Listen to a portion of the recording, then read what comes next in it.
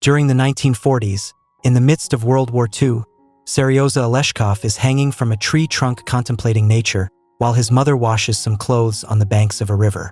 His older brother Petya is fishing for dinner when suddenly a plane appears and starts shooting at them. The woman asks the boys to hide, but Seryoza courageously uses his powerful slingshot to blow up the airship and defeat the enemy. However, when he turns around to speak to his mother and brother, they are both gone.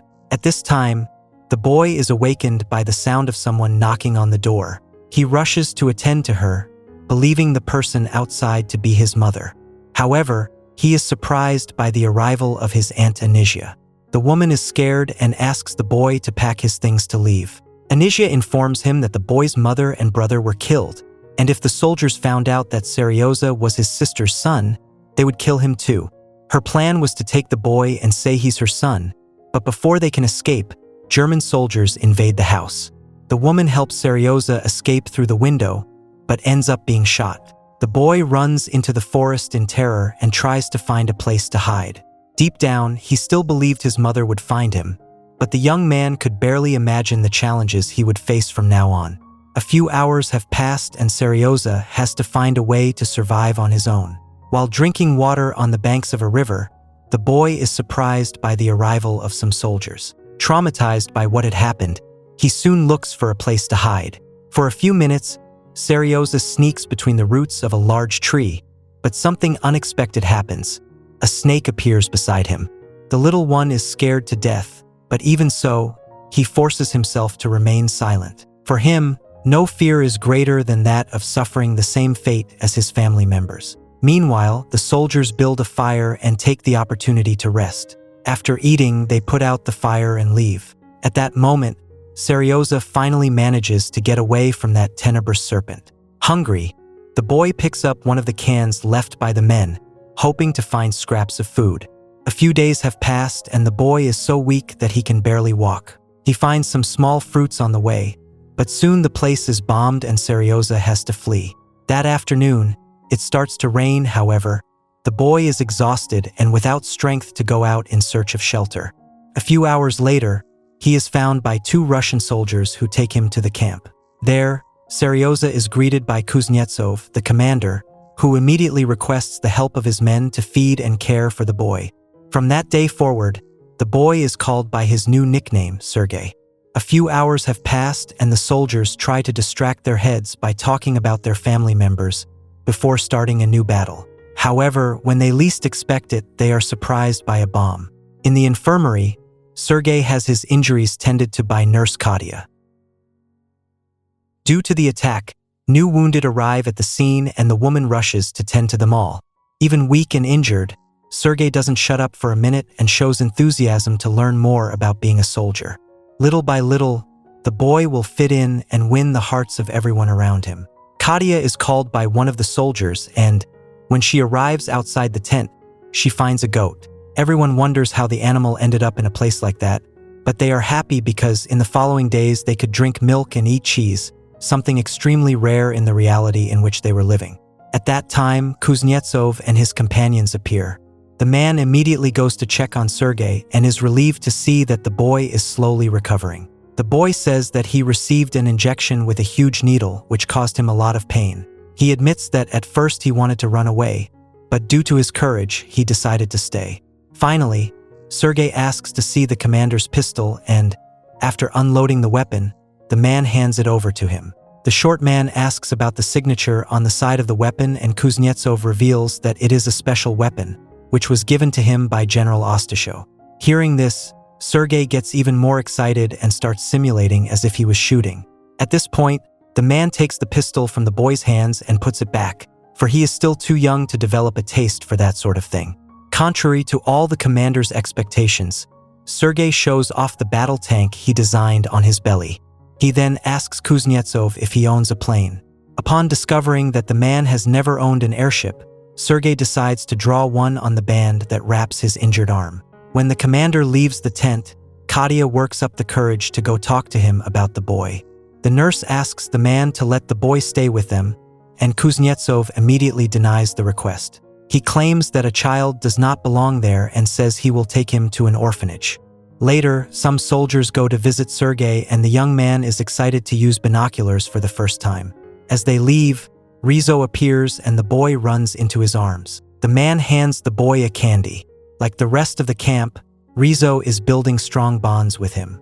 During the night, Katia talks to her fellow nurse and tells her that she can't sleep anymore because, since Sergei arrived, she can't stop thinking about him.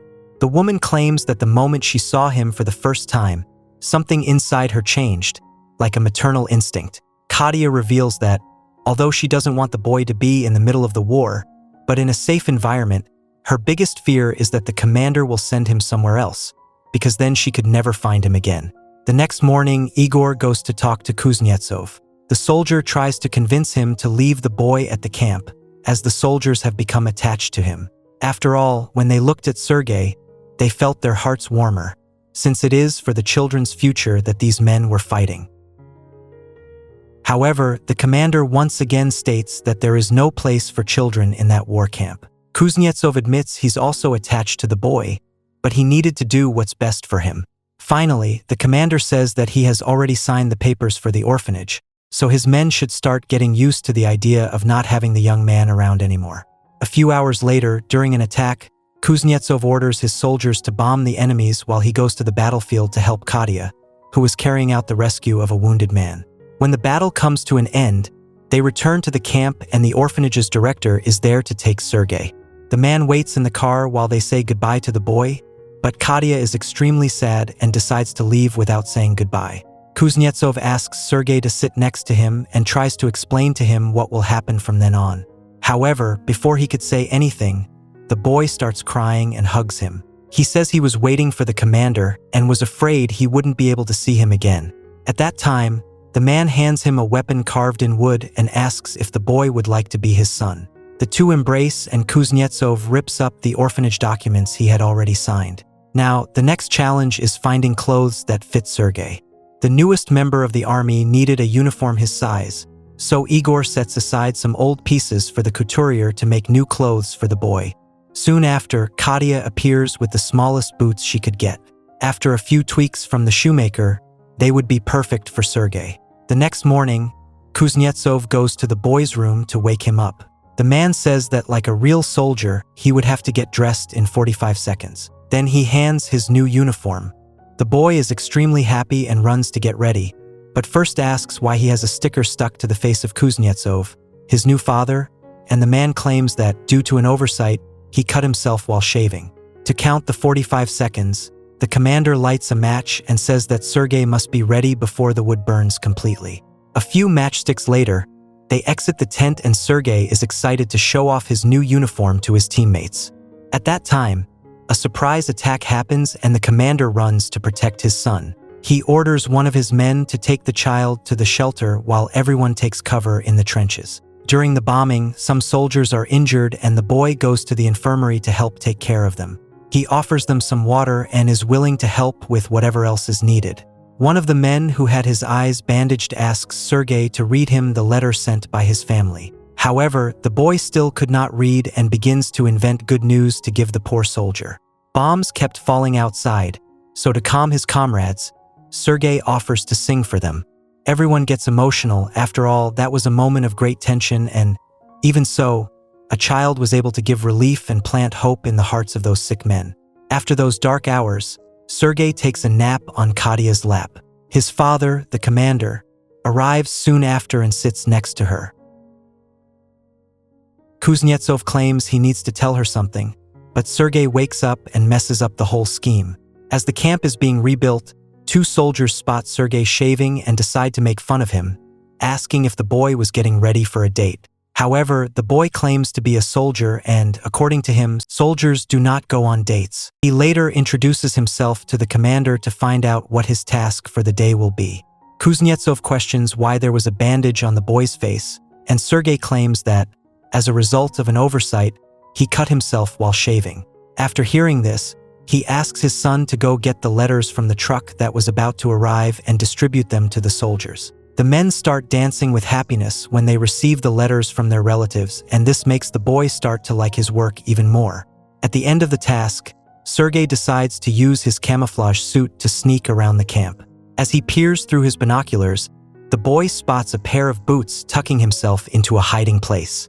Immediately, he runs back to the camp and calls some of his companions to go get the intruder who was hiding in the haystack. Andre and his men go there to check what was going on and end up encountering 2 soldiers from the enemy army. After exchanging a few shots, they manage to capture those men and Sergei returns to camp. Meanwhile, Commander Kuznetsov learns from one of his men that his son helped capture 2 spies. The man is surprised and is proud of the boy's bravery and modesty.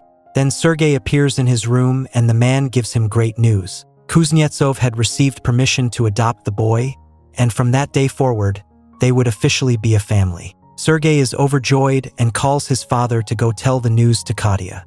The boy says he saw the woman crying once, when Kuznetsov was wounded in battle. The commander is disconcerted to hear that, but still decides to accompany Sergei.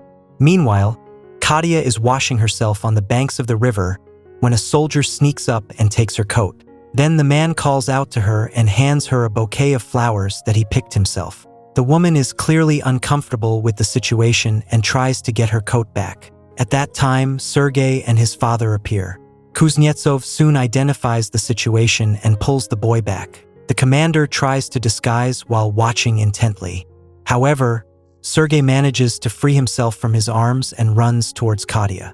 Then he calls out for his father, but the man, embarrassed, has already left. A few days later, during yet another battle, the boy walks through the trenches looking for Igor. After receiving the ammunition, the soldier asks the boy to go to the underground shelter. Sergei refuses to abandon his comrades, but Igor manages to convince him that this is an order and a good soldier must follow the orders of his superiors. Still, the young man decides to help. He overhears his father and his companions talking about a failed connection.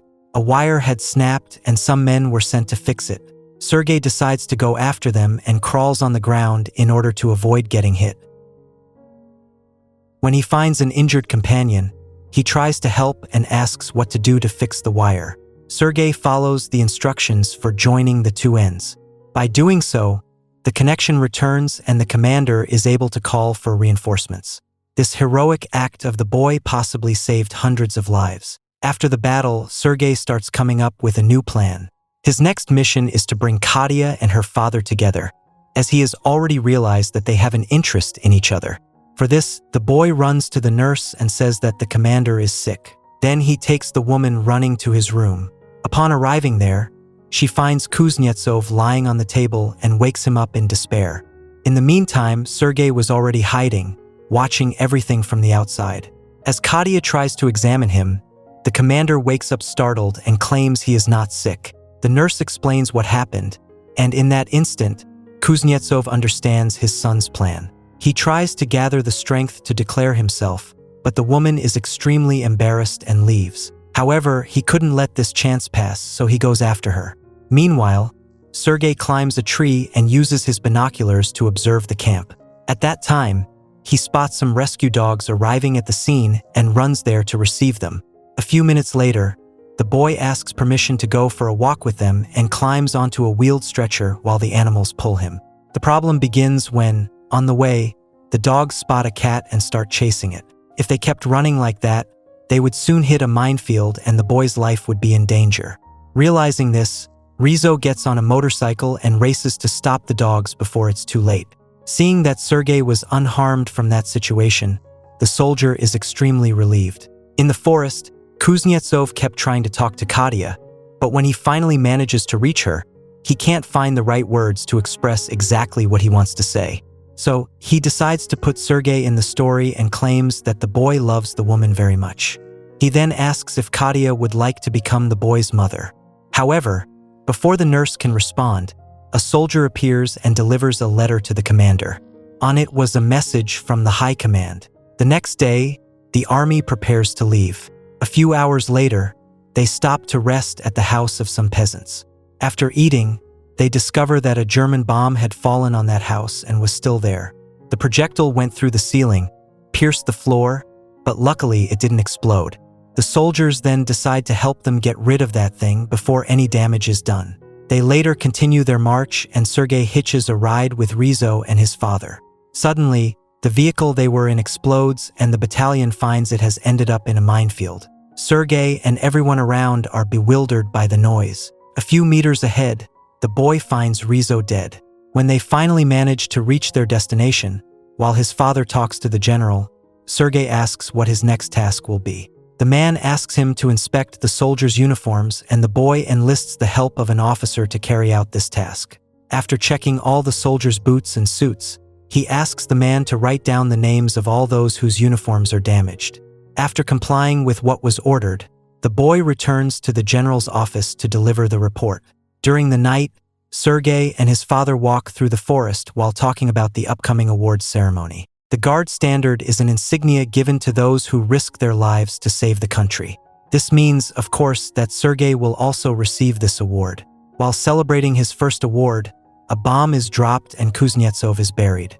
The boy tries to get him out of there, but he doesn't have enough strength to lift the rubble. Later, after the bombing, with the help of his comrades, the commander is taken out of there and given medical care. Despite being badly injured, the man continues to recover and is soon ready to march with his companions again. The following year, in 1943, Sergei was decorated as the youngest soldier of World War II, finally receiving a Medal of Honor.